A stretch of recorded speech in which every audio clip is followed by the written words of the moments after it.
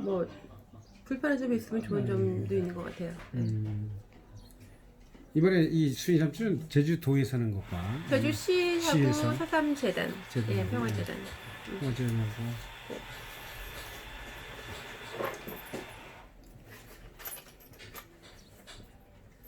우리 그 저 질문지는 보냈는데 네, 그거에 보내주셨어요. 대해서 조금 더 제가 그 내용을 해서 좀 더 물어볼게요. 그래서 네네네. 물어보면 그냥 대략 해도 됩니다.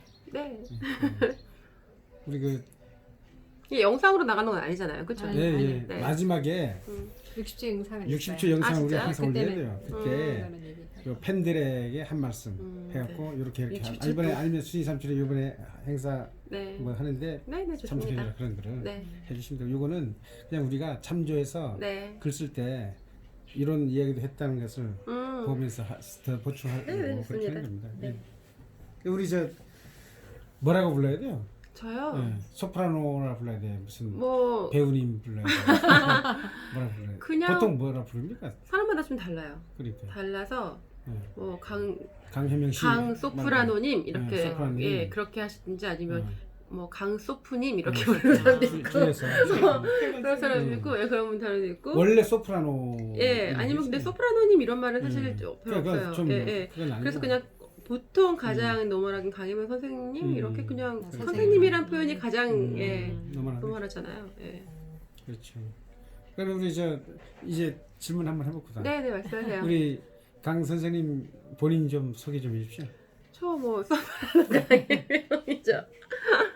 네 소프라노 강혜명입니다. 네 제주 출신 소프라노 강혜명입니다. 더 뭐 본인 소개 강혜명입니다. 예. 보통 어떤 이제까지 어떤 주요 작품들 어떤 주요 출연했어요? 작품을 너무 많아서 예. 가장 기억에 남는 작품들은 어떤 대작? 기억에 남는 작품은 아무래도 그러니까 뭐 나비 부인하고 뭐 라트라비아타 그리고 또 뭐 안나볼레나 그게 우리나라에서 했던 공연이지만 안나볼레나 같은 경우에는 한 4년 정도 된 것 같아요. 근데 그게 동양에서 최초로 우리나라에서 했던 예, 초연이었거든요. 동양 초연. 그래서 그거가 마음에 예, 기억에 남고 그리고 작년에 마리아 스투아르다라는 공연 같은 경우에도 우리나라 초연이었어요. 이상하게 이제 그 작품이 들어와도 자주 해서 쉽게 할 수 있는 거 말고 감사합니다. 네, 맞습니다. 네, 아버지 우리 친구분이세요. 해명이 왔는데. 그래요? 네, 예. 볼 게 없네. 미래라서 못하게 하고서. 감사합니다. 그러셨네. 네. 좋은 시간 잘 먹겠습니다. 네, 되시죠. 감사합니다. 네. 아 친구분이시구나. 예, 예. 몇십 년 동안 여기 사셨다고 그러요? 네, 맞아요, 맞아요. 제 아기 때 놀러 왔던 집 그대로예요. 아, 아, 그래요. 아, 여기가. 성계지명이 있어갖고 여기 정말 아름답고 괜찮네 이쪽 제주시. 지난번에 저가 그때 농협에서 아름다운 그 가게랑 같이 콜라보레이션 해가지고 했던 아름다운 콘서트라는 공연했었거든요. 그것도 3년 전인가 아무튼 그랬던 것 같아요. 근데 그때 뭐 네팔 지진 돕고 그리고 우리 제주도에 있는 지역 아동센터에 피아노 기증한 전자 피아노 한 6대인가 기증했던 그 공연이었는데 그때 끝나고 나서 저희 공연 디프를 여기서 했어요. 네. 멋지겠다. 예, 진짜 멋있었어요. 그때 막 대사님들도 12개국 대사님들 제주도 일부러 와주셨고 예, 공연 보시려고. 그럼 그 차 얘기는- 말고 또 다른 것도 이렇게. 아니요. 그러니까 삼촌이 차려주셨어요. 그럼 주로 활동 무대는 어느 쪽에서 하세요? 저는 유럽에서도 하고 그리고 레바논도 갔었고요. 그러니까 주요 활동 무대라고 하면 한국하고 유럽이라고 뭐 반반 정도? 예, 그렇게 보통 6개월, 뭐 5개월, 6개월 정도 외국 나가 있으면 나머지 기간은 한국에 있는데 또 한국에 있는 기간이라고 해도 한 군데 있는 직업이 아니잖아요. 네. 그래서 왔다 갔다 하고 또 한국에 있는 기간 동안 뭐 중국이나 뭐 일본이나 또 왔다 갔다 하고 이러니까 주요 활동 무대라는 게 사실 그게 좀 무의미해요. 전국이 전국 세계. 네. 세계인데. 요 이번에 하는 순이 삼촌 요 작품에 네. 대해서 좀 설명 좀 해주세요. 어떤 배역나 느낌. 순이 삼촌의 전 순이 삼촌 역할이고요. 그리고 이번 오페라는 제가 너무 예전부터 하고 싶었던 작품이기 때문에 너무 욕심이 났던 작품이고 또 사삼으로 오페라 콘텐츠를 만들고 싶은 그런 생각이 항상 있었었기 때문에 이번 어떻게 제주시와 사삼 평화재단의 도움을 받아서 그 꿈을 이제 현실화하게 됐는데요. 너무 잘 아시다시피 현경 선생님의 원작 순이 삼촌 그 원작을 바탕으로 해서 이제 오페라를 만들었는데 감사합니다. 네.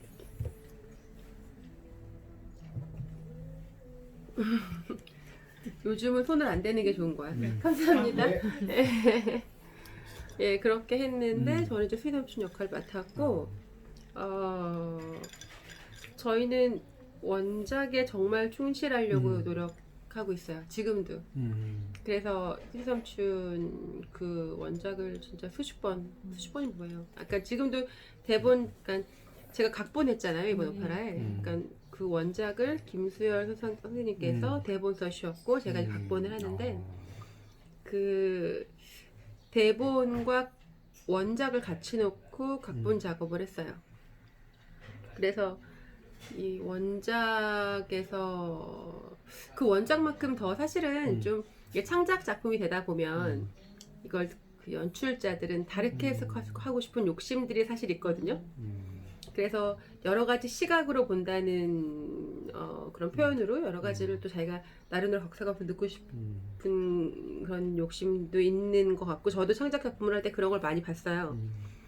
그런데 우리 오페라 같은 경우에는 전체적인 내용은 순이 삼촌을 바탕으로 하고 있고 그리고 김수현 선생님의 대본에 저희가 기본을 두고 있고요. 아마 철저하게 책을 한 편 보는 것 같은 우리가 책을 보는데 이 주인공들의 심경을 노래로 표현한 시로 그 노래를 들을 수 있고 그게 우리가 쉽게 감정이입할 수 있도록 음악이 도움을 주는 예, 정도라고 생각하시면 될 것 같아요. 그리고 현기영 선생님께서 지난번에 저희 협약식 할 때 굉장히 중요한 말씀 해주셨거든요. 뭐라고 했어요?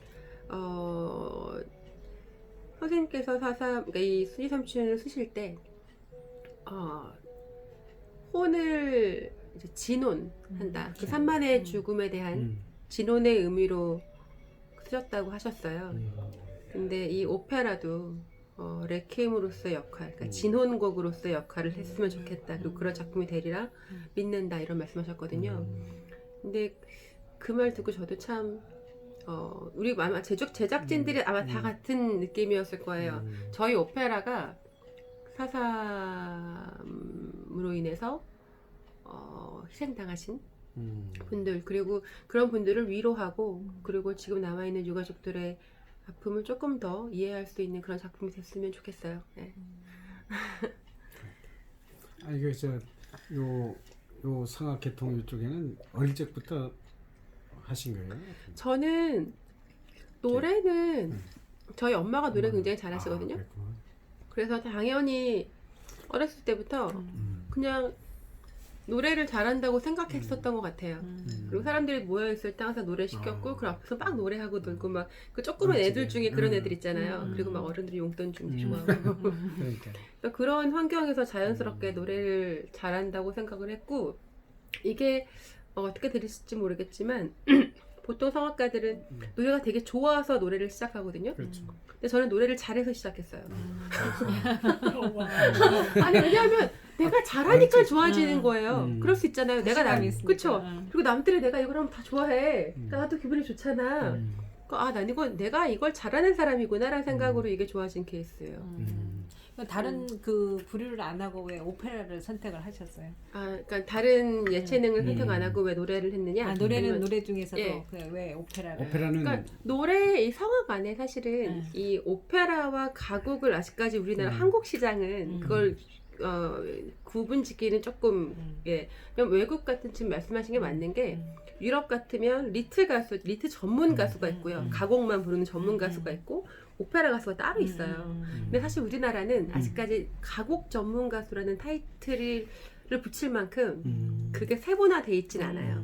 그래서 예, 근데 저 같은 경우에는 사실 만약에 그게 세분화되어 있다고 해도 오페라라는 장르를 선택했었을 것 같아요. 그 이유가 뭐냐면 이 극으로 표현하는 극적인 이 음악이 갖고 있는 힘, 그리고 내가 가만히 서서 노래를 하는 게 아니라 내가 어떤 다른 한 사람이 돼서 무대에서 보여지는 그런 예, 여러 가지의 인생을 살 수 있잖아요. 여러 사람의 인생을 담을 수 있고 그게 굉장히 저는 매력적이었어요. 지금도 공연하면 엊그저께도 지금 다른 오페라 리허설 하고 왔거든요. 7월달에 이제 예술전당 오페라하우스에서 하는 공연 지금 리허설 하고 있는데 그게 이제 그거는 죽은 사람들의 이야기예요. 독거 고독사 노인들의 예, 그래서 그런 이야기. 그런 스토리를 모티브로 해가지고 만드는 또 한국 창작 오페라예요.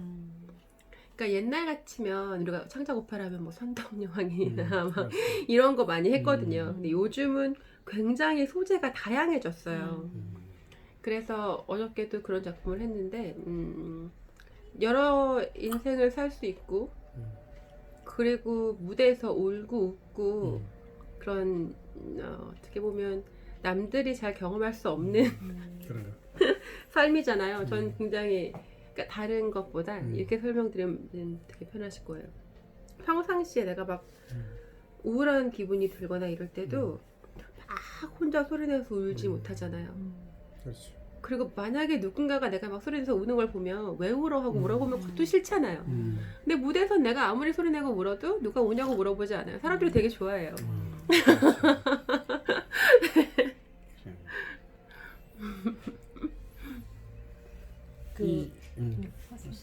그저 제주도나 이쪽에 같은 계통에 좀 존경할 만한 인물이나 그런 거 좀 본받고 싶은 선배나 뭐 그런 분들 워낙에 뛰어나신 분이니까. 아니에요. 아니에요. 제주도는 사실 좀 적조셔서. 그러니까 음악 하시는 분으로 한정 지으면 사실 제가 존경하는 분들은 있죠. 그리고 닮고 싶은 분들도 계신데 음악 하는 분과 전체 우리가 예술 장르로 본다면 저는 내가 또 말씀드리기가 또 내가 이분 얘기하면 다른 그래. 분은 또 얘기하고 사실 그러면 스승님은 스승님. 네. 스승님 이끌어 주신 스승님 어떤 분이세요? 저는 저 세 분 초등학교 때 담임선생님도 계시고요. 그러니까 초등학교 때 담임선생님 때도 벌써 알았구나. 저는 초등학교 때 담임선생님들하고 저 지금 연락해요. 벌써 그래요. 예, 지금도 연락해요. 저 그분 아드님 때 가서 제가 노래도 불러드리고 그랬어요. 지금 교총 올해까지 하시나? 그 교총 회장님으로 계신 김진선 지금 남초등학교로 가셨거든요. 제가 지금 어디 계신지도 알잖아요. 초등학교 생도 왔다 갔다 하시는데 네, 그 선생님하고 그리고 장승련 선생님. 장승련. 예, 아세요? 네. 제가 장승련 쌤이 제가 3학년 때 담임이셨어요. 그래요? 3학년 때 담임을 하셨는데 초등학교 3학년 때 신재초등학교. 근데 그분이 처음 제가 글을 쓸 수 있는 아이라는 거를 저한테 깨우쳐 주신 분이에요. 그래요. 지금도 뭐 전부 초등학교 아이들 시인도 다 만들어 놓고. 네. 그래서 그분이 그 전까지 저는 사실 책도 제대로 읽는 걸 별로 안 좋아하고 그냥 저희 아빠가 또 태권도를 하셔가지고 또 위에 오빠고 그러니까 진짜 맨날 싸움박질만 하고 돌아다녔어요. 담을 그냥 대문을 다녀본 적이 없어요. 맨날 담 타고 다니고 학교도 그래서 그랬는데 그 선생님 만나고 나서 자꾸 학교에서 글을 쓰게 되는 거예요. 시를 쓰게 해서 제가 그때 그분이 저 시 2개를 그 신문에 내주셨었거든요. 예. 그래서 우리 엄마한테도 해명이는 문학적 소질이 있는 아이라고. 그래서 지금도 제가 내가 노래하거나 이럴 때 가끔 오세요. 그러면 우리 엄마한테 해명이 노래도 잘하지만 제가 글을 썼어도 잘했을 거라고. 근데 그때 제가 지금도 기억나는 게 그 솜사탕하고 구름을 같이 하면서 솜사탕을 보면서 젓가락 위에 얹어놓은 구름 한 조각이라는 표현을 쓴 거예요. 3학년 때. 3학년 때? 네. 아니 뭐 조숙했구나. 네? 근데 그게 기억이 중고생도 그 상상할 수 없는 거를 젓가락에 얹어놓은 구름 한 조각이라고 표현했었고 그리고 왜 그때 저희 때는 현장 갔을 때 올챙이 잡으러 막 다녔단 말이에요. 그때 저희가 학교에서 갔던 데가 그 공설운동장 있는 종합운동장 있는 그 옆에 내천 있잖아요. 거길 갔는데 그 나무가 다 이렇게 그 물이 흐르는 쪽으로 나무가 이렇게 바람 때문에 다 쏠려 있잖아요. 그래서 그걸 보면서 제가 또 글을 쓴 게 졸졸졸 흐르는 뭐 시냇물인가 물소리에 나무들은 같이 가고 싶어 귀를 기울인다. 귀를 기울인다. 아마 같이 가고 싶어서일까 보다. 하지만 그 다음 말이 나는 지금 생각해 너무 웃겨. 어떻게 4학년 때 3학년 때 그런 얘기 썼는지. 하지만 시냇물은 설 수가 없고 나무는 흐를 수가 없다. 되게 철학적인 느낌이지. 네? 아니 다시 한번 되게 해주세요. 하지만 시냇물은 응. 설 수가 없고 반대로 완전히. 나무는 흐를 수가 없다. 그게 마지막 글이었어요. 그래요. 야. 진짜 웃기지 않아? 나 3학년 때 그걸 보면서 졸졸졸 흐르는 시냇물. 대학교 3학년 아니고요, 선생님. 초등학교 4학년. 야 대단하네. 대단하시. 그런 상상을 어떻게? 그래서 아무튼 근데 지금 또 제가 각본을 하고 2년 전에도 여순 사건 오페라 각본도 제가 했었거든요. 그때는 원작을 바로 대본화 시켜서 각본 작업을 제가 했어요. 지금은 김수열 선생님께서 대본을 써주셨지만 근데 그렇게 글을 쓰는 것 자체가 그렇게 나한테 힘든 일이 아닌 게 항상 조금씩 뭔가 계속 쓰고 있었거든요. 그래서 그게 가능하지 않았나. 근데 그런 거를 저한테 이끌어주신 분이 장승련 선생님. 예. 그리고 제가 이제 5학년 때 담임이 김진선 선생님이었는데 김 선생님 같은 경우에 저한테 항상 노래면 노래, 체육이면 체육, 제가 하는 걸 항상 응원해 주셨던 분. 그러니까 되게 자신감이 그게 중요하죠. 사춘기 저는 좀 조숙했거든요. 그래서 5학년에서 이제 막 사춘기 이런 할 때 저를 세상에서 누구보다도 아름다운 아이라는 생각을 들게 해줬던 분. 그러니까 저는 선생님 지금도 보기 있어요. 선생님하고 그럼요. 지금 초등학교. 예전에 몇 년 전에 한림 초등학교 교장 선생님이 계셨거든요. 그때 저한테 갑자기 제가 멕시코 연주 끝나고 한국에 잠깐 들어와서 제주도에 있었는데 연락을 가끔 하니까 뭐 애들 먹을 만한 케이크랑 사가지고 학교를 오라고 그러시는 거예요. 그래서 제가 학교에 애들이 몇 명인데 빵을 얼마나 사가야 되랬더니 케이크 하나만 사오면 돼 이러시더라고요. 그래서 사가지고 갔어요. 그랬더니 갑자기 배를 타고 비양도를 들어가시는 거예요. 한림 초등학교였으니까. 그래서 저는 점심 먹으러 가신다 그래가지고 그 케이크를 들고 배를 타고 비양도까지 저는 비양도 처음 갔거든요. 근데 갔더니 비양도 초등학교 그러니까 분교에 학생이 딱 2명이었던 거예요. 또 걔네가 남매였어요. 그래서 가가지고 걔네들 만나고 걔네들한테 나 좋은 얘기도 좀 해주고 케이크도 사서 좀 가라. 또 그때 일부러 저 데리고 가시고 아무튼 그 두 분 생각이 선생님이라면 그 두 분 생각이 나고요. 그리고 또 되게 많아요. 근데 아무튼 그래 많겠죠. 예. 근데 지금까지 그 이끌어 주신 분 중에서 그래도 요 무대에 할 수 있게 그런 하나 어릴 적 이야기고 그리고 중고생 고등학교 때쯤에 제일 뭐 발발할까? 고등학교 때는 누가 사실 이끌어주는 저희 고등학교 선생님께서 김군식 선생님께서 노래를 전공했으면 좋겠다고 말씀을 하셨었고 근데 그때 아까 말씀드렸던 것처럼 저 노래를 잘하는 게 너무 당연한 일이었거든요 저한테. 그렇구나. 예, 나는 어디 가든 노래 잘한다는 얘기 들었으니까. 그래서 그분이 그런 얘기를 하셨고 이제 제가 조수미 씨가 그때 한참 한국에 와서 처음 스타팅 하셨을 때예요. 그래서 사람 소리로 그냥 나는 내가 잘하는 사람이라고 생각했는데 저렇게 노래를 하면서 감동을 줄 수 있구나. 내가 가진 목소리로도 그렇게 할 수 있을까? 하는 생각으로 성악을 시작하게 됐고요. 근데 저는 또 이 말씀을 꼭 드리고 싶어요. 제가 지금도 이 순이 삼촌 이 기획을 하면서 그리고 대본 작업을 하면서 김수열 선생님, 현경 선생님 다 너무 물론 그 전부터 존경했던 분이고 그리고 지금 거의 저희 멘토처럼 저를 그렇죠. 예, 저의 정말 어떻게 이런 복이 나한테 있지 싶을 정도로 되게 많이 챙겨주시고 힘도 주시고 근데 또 그 전에 김순희 선생님 아시죠? 예, 김순희 선생님이 저를 살아있는 여신을 만들어주신 분이 그분이시거든요. 뭐 낭송했어요? 그게 아니라 제가 그 네이버에 제 이름을 쳐보면 살아있는 여신 한 개 떠요. 아 그래요? 예, 그거를 BPW에서 살아있는 여신으로 선정이 됐던 거예요. 전문직 여성 클럽에서. 그래요? 예, 그거가 세계 여성의 날을 맞이해서 제주도에서 세계 여성 대회를 했었거든요. 그래서 각 세계 여성 지도자들이 왔는데 그때 제주도에서 그걸 주최했던 단체가 우리도 이제 여성의 날을 맞아요. 내년에 우리가 큰 행사가 있으니까 제주도에 살아있는 여신을 한번 뽑아보자. 그 BPW 이매덕 씨가 그때 회장이었는데 그 콘테스트가 있었어요. 제가 거기 어플라이 한 적이 없거든요. 근데 거기서 많은 사람들이 서로 아름아름 추천이 들어왔을 거 아니에요.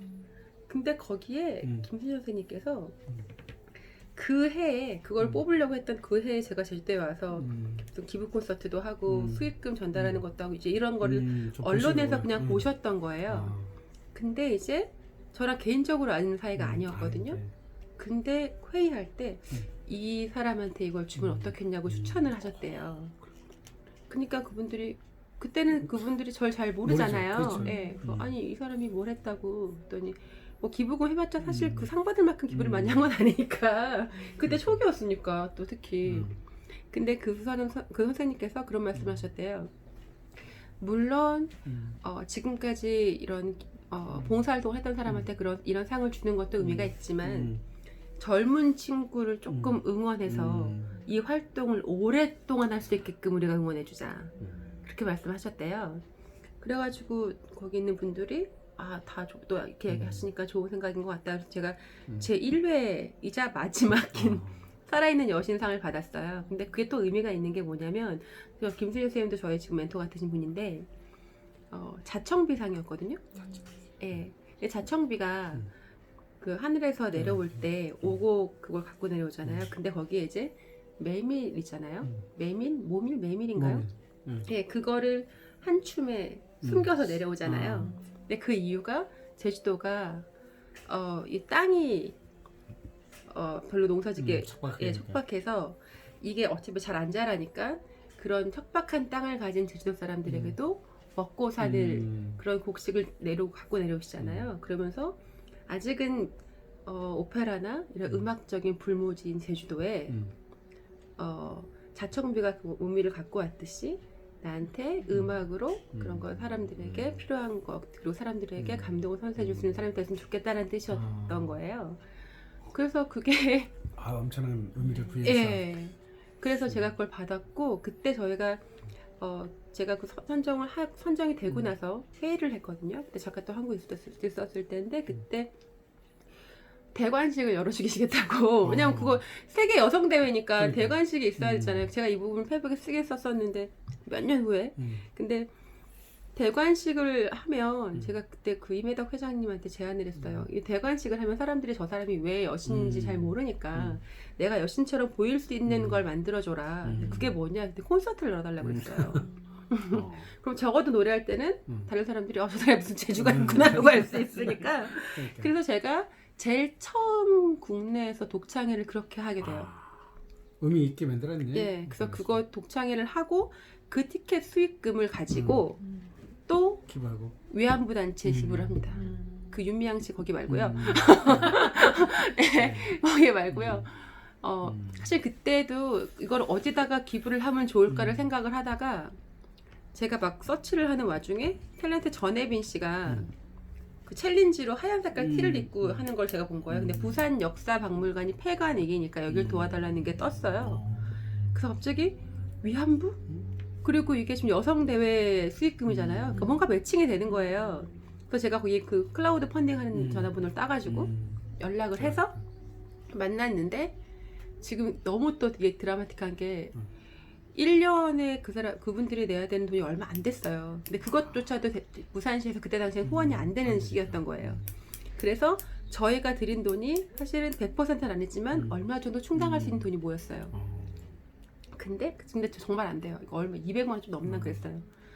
근데 1년에 세가 300만 원 채 안 되는 300만 원 정도 선이었으니까 큰 돈이죠. 예, 그리고 사실 저희 같은 경우는 그때 정식으로 예산을 하고 했던 게 아니라 호텔에서 다 같이 뷔페에 밥 먹으면서 놀 수 있는 돈으로 오케스트라를 깔아가지고 독창회를 했으니 그렇잖아요. 그리고 티켓 해봤자 뭐 한 장에 얼마씩 팔았겠어요. 다 여섯 단체에서 사람들 많이 오게 하느라고.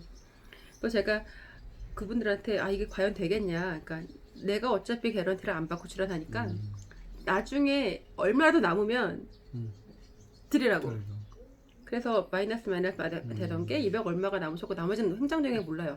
아무튼 그래서 제가 이렇게 그걸 했는데 그 부산 박물관이 부산 역사 박물관이 그 김희애에 나왔던 외환부 영화 허 아시죠? 그 주인공이세요. 그 관장님이. 진짜 웃기지? 이게 이렇게 연결이 되는 고리들이 그때는 다 몰랐잖아요. 그렇죠. 예. 그분이 저희 공연 때도 오셔가지고 말씀도 해주셨고 저랑도 만났고 사진 찍은 게 다 있어요. 근데 그러고 나서 몇 년에 봤더니 그분 생으로 영화가 나온 거예요. 예, 아니, 그런 이제 스토리가 또 있어요. 우리 저 강 선생님은 그러면 이렇게 저변으로 알리게 된 동기나 어떤 터닝 포인트가 있었을까요? 그러니까 제주도 같은 경우에는 사실 제가 와서 공연을 할 때 제가 한 30살 때부터 제주도에 와서 연주를 30살 계속 이렇게 불려다니면서 연주를 했던 것 같은데 그때는 사실 제주도 출신 클래식 연주하시는 분들이나 다른 분들은 똑같이 연주만 하고 그냥 가는 출신만 제주 출신이고 지역사회와 소통이 없는 음악가였겠죠. 예. 그리고 소통을 하는 방식이 음악적으로 소통하는 건 소통을 생각했고 지역민들을 위해서 이 하나의 행위가 어떻게 좋은 선한 영향력을 끼칠 수 있을까 하는 고민 자체를 하지 않았을 때. 그때는 젊을 때. 예. 그랬는데 공연을 제가 처음에 제주도 와서 라보엠이랑 공연하게 되면서 이 수익금이 얼마라도 생기면 어느 순간 그런 생각이 들었어요. 그냥 제주도에서 해외에서 연주하는 수많은 연주가들이 물론 그분들을 뭐라고 할 생각은 없어요. 정당한 개런티를 받고 연주에 참여하는 건 그분들의 권리고 그분들이 그만큼 하기 위해서 열심히 지금까지 싸워오신 거니까. 근데 대부분의 참 제주도가 아니고요. 우리나라 연주자들도 보면 정명훈 선생님도 문제가 됐던 게 그런 문제 때문이었거든요. 우리나라에 와서 본인이 당연히 받아야 하는 대우라고 생각했던 그런 부분들이 우리나라 지역감, 우리나라의 감정과 상충됐던 거죠. 예. 근데 저는 그런 일련의 사태들을 보면서 저도 해외에서 공연을 하면서 한국으로 공연을 가거나 어디로 간다고 하면 오히려 더 여기서 A급인데 한국 가면 특급 대우 받으려고 그런 사람들 은근히 있어. 맞습니다. 예. 근데 그걸 저는 이제 사실 제주도라고 생각하면 서울에서 조금 뭐 하는데 내려와서 한다 그러면 조금 사람들이 더 나은 대우를 받으려고 하는. 그렇죠. 예, 근데 사실 그걸 뭐라고 할 수는 없지만 제 느낌에 내가 그 정도로 성장할 수 있었다면 그 배경에는 분명히 나의 고향도 있고 나를 사랑해주는 사람들이 있는 건데 그러면 내가 고향에 내려가서 어떤 활동을 할 때는 계속 내가 이런 세세한 거에 흔들리는 사람이 안 되면서 내가 마음으로 편한 일을 계속하기 위해서 더 밖에서 열심히 해서 단단한 사람이 돼야 되겠다는 생각을 했어요. 그래야 내가 여기서 돈을 안 벌어도 계속 할 수 있잖아요. 그래서 그런 생각을 하면서 조금씩 바뀌었던 것 같아요. 예. 그 앞으로 그 네. 제주 이쪽 오페라 이런 시장은 어떻게 보고 있습니까? 지금 전국적으로 가장 활발하게 오페라를 하고 있는 데가 제주도예요. 그래요? 정말이에요? 그러니까 물론 서울하고 할 수 없죠. 그 대구도 있고요. 근데 그게 무슨 말이냐면 제주도는 아직까지 오페라라는 장르가 그렇게 가깝지 않으시잖아요. 불모지라고 어떻게 예. 보시면. 그리고 사실 근데 불모지라는 표현은 제가 조금 어느 모 단체에서도 얘기할 때 오페라의 불모지는 제주도의 제주 시민들이 만든 뭐 이렇게 그렇게 마케팅하실 때 제가 조금 그런 마케팅은 내 개인적으로 안 좋다기보다 저런 건 조금 왜냐면 우리가 불모지라고 얘기하는 순간 불모지가 돼버려요. 사회 소외계층이라고 얘기하는 순간 그 사람들을 그렇지. 소외시키는 거거든요. 근데 불모지라고 얘기하기 전에 예, 불모지에 꽃을 피운 사람이 자기가 될 생각을 하지 말고 얼마든지 이게 오페라 시장이 형성될 수 있다는 그런 분위기 자꾸 만드는 게 중요한 것 같아요. 그리고 그래서 제가 아까 우스갯소리로 지금 전국적으로 가장 활발한 데가 제주다고 말씀드렸던 것도 기회의 땅이 예, 어떻게 보면 그럼요. 그리고 또 한 가지 섬이라서 저는 제주도가 우리나라의 하나의 우리나라에 속해 있는 하나의 섬으로 본다면 그 가능성이 굉장히 현저히 낮아지고 기대 가치도 떨어지지만 이 섬에서 출발하는 시각으로 본다면 동북아의 중심이 될 수 있는 곳이잖아요. 그렇죠. 맞습니다. 그렇게 시각을 보는 게 되게 저는 중요하다고 생각해요. 출발 자체가. 네. 배포가 크시네요. 왜냐하면 대표님 저는 이번에도 저희 오페라가 세종문화회관 가잖아요. 세종문화회관 가는 거부터 이런 걸 조율해 나는 과정에 결국은 저희가 세종문화회관 가는 걸로 됐지만 주변 제주도 분들이 주변에서 걱정해 주시는 말씀이시죠. 그러니까 처음 공연을 만들고 이거를 조금 더 보면서 육지로 가는 거지. 제주도 분들은 좀 약간 항상 이 섬 밖으로 나가는 거에 대해서 되게 좀 주저주저 하시는 맞아요. 분들이 있어요. 그래서 그런 말씀들 하셨는데 저는 어떻게 생각했냐면 그러니까 큰 데서 공연을 많이 하고 큰 필드 경험이 있는 사람들이 많이 와서 여기서 해야 돼요. 그래야 거기 가서 공연하는 게 그렇게 큰 일이 아니에요. 그렇죠. 왜냐하면 나 독창에서 접하고 보겠잖아. 그리고 뭐 저도 1년이면 공연을 뭐 세종하고 의수연당에서 공연을 적어도 4-5번은 하는데 여러 가지 쌀에서 근데 그렇게 하는데 내가 제주도에서 하는 공연이라고 그쪽으로 생각을 안 하고 제주도에서만 해야 돼? 그건 말이 안 되는 거잖아요. 나는 예술전당이나 세종이나 어딜 가도 외국 어느 국장에도 내가 초청을 받은 난 주역으로 쓰는 사람인데 제주도에서 내가 오페라를 만들면서 이걸 왜 내가 서울 중앙으로 못 가져가? 그러니까. 예. 그러니까 저는 이게 일상인 저한테는 일상인 거예요. 예. 그래서 이런 약간 도전 정신이 도전할 수 있는 예술에서 이런 생명력이 없으면 예술은 죽어요. 흐르지 않는 물이 썩는 것처럼 우리가 만들어 놓은 그 컨텐츠가 제주도에만 머물러 있는다면 그거는 성장 가능성이 없어요. 그리고 그 성장 가능성을 우리가 이 성장 가능성이라는 건 이 생존 가능성과 똑같은 거잖아요. 그렇죠? 성장하지 못하면 예술은 정체되고 잊혀지니까 그러면 죽은 거예요. 근데 그런 데서 우리가 이게 어느 정도 생존 가능성이 있는지를 테스트를 하려면 자꾸 내보내야 돼요. 그리고 제주도에서 공연을 한다고 하더라도 자꾸 새로운 관객층을 우리가 자꾸 만들어내야 되고 자꾸 테스트를 받아야 돼요. 그래야 이게 진화하고 공연을 만드는 사람들도 긴장하죠. 대단하신데 그 오페라를 기획도 하신다는 거죠? 그러니까 이번 오페라 처음 시작하자고 여기저기 돌아다니고 많은 분들을 섭외하고 그런 말씀을 처음 제안을 드렸던 거는 일단 제 생각이기는 제 생각이었죠. 근데 아마 이런 생각은 최정원 작곡가하고 연락해. 이따 전정 약속. 최정원 작곡가하고 연락해. 어딘지. 그래서 이게 처음 제가 그런 생각을 한 건 사실이지만 근데 저뿐만이 아니라 많은 예술가분들이 그런 생각을 하고 계실 거예요. 근데 그 차이는 그 나 누구 PD 있잖아요.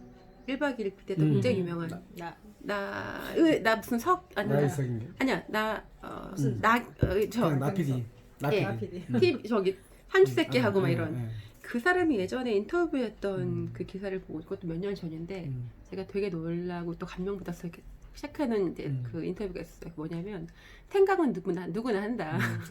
그리고 내가 했던 생각도 내가 지금 하고 있는 일도 누군가의 생각 속에 이미 이루어졌을 수도 있다. 하지만 생각을 하는데 그치지 않고 이걸 현실화시키는 게 능력이다. 이렇게 말씀을 하시더라고요. 자기는 천재가 아니라 그걸 현실화 느낄 수 있는 그 기회를 잡은 사람일 뿐이라고. 근데 저 같은 경우에도 이번에 이런 생각은 다 뭐 다른 분들도 하실 수 있지만 저는 생각을 하고 그리고 주변 분들에게 설득을 할 수 있을 만한 저 나름대로의 경력이 있었던 거죠. 왜? 오페라를 만든다. 제가 만약에 영화를 만든다 그랬으면 설득하기 힘들었을 거예요. 그렇죠. 하지만 오페라라는 장르는 제가 이제 꽤 외국에서도 활동을 많이 했고 여기는 제가 그래도 어느 정도 나름대로 전문가라고 할 수 있는 분야잖아요. 그랬기 때문에 제가 다른 분들을 찾아뵈서 얘기를 했을 때 그래도 어느 정도 생각을 할 수 있는 여지가 됐었던 거고 근데 그래도 쉽지 않았지만 70주년 때 여순 오페라를 제가 각본을 맡고 대본을 하고 주역을 하면서 이 공연을 정말 말도 안 되는 기간에 말도 안 되게 대박을 쳤던 공연이에요. 저희가 10월 달에 공연을 했는데 이 공연을 한 불과 정말 몇 개월 그 해 거의 2, 3월부터 시작해서 공연을 만들었거든요. 그때 똑같은 작곡가가 지금 저희 같이 하는 작곡가예요. 그때부터 케미를 맞췄던 작곡가예요. 근데 이 공연을 제가 어떻게든 성사를 시키고 이 공연을 양조은 이사장님을 초대했고 4.3 관련된 그때 뭐 70주년 광국민위원회 개최했던 분들을 다 초대했어요. 그 이유가 저는 네, 이 오페라로서 이런 거를 구현할 수 있다는 거를 보여드리고 싶었어요. 제가 아무리 얘기를 해도 제가 말하는 제가 전문가라고 하는 오페라는 그분들에게 서양 옷 입고 가발 맞아. 쓰고 저는 노래하는 있어요. 거밖에 이게 그려지지 않는 거예요. 그러니까. 그래서 그때 그분들을 모셔가지고 오페라를 하는 걸 보고 진짜 끝나고 나서 양조인 이사장님이 오페라가 끝났는데 제 손을 이렇게 잡으시면 수고했다고. 근데 여기에 그거 있었거든요. 손수건. 근데 손수건이 젖어 있었어요. 오페라 시작하고 5분 딱 지나고 울기 시작하셨대요. 아, 그래요. 그때 박찬식 교수님이랑 박진희 교수님 다 모셨었거든요. 4.3 70주년. 그분들도 나 보고 너무 수고했다고 그러면서 여기 어디라는 와가지고 오페라를 만들자고 여수에 와서. 저는 여수에 사실 아는 사람들 없었잖아요. 그래서 아니 그걸, 여수에도 네. 이 오페라에 할 사람들이 많이 있을 건데 어떻게 또 근데 그 여수는 의외로 사람이 없는 그게 사실은 여수 내에서는 이 여순 사건으로 오페라를 만든다고 했을 때 선뜻 나설 수 있는 단체가 많지 않았던 것 같아요. 왜냐하면 여수시 자체가 굉장히 보수적이잖아요.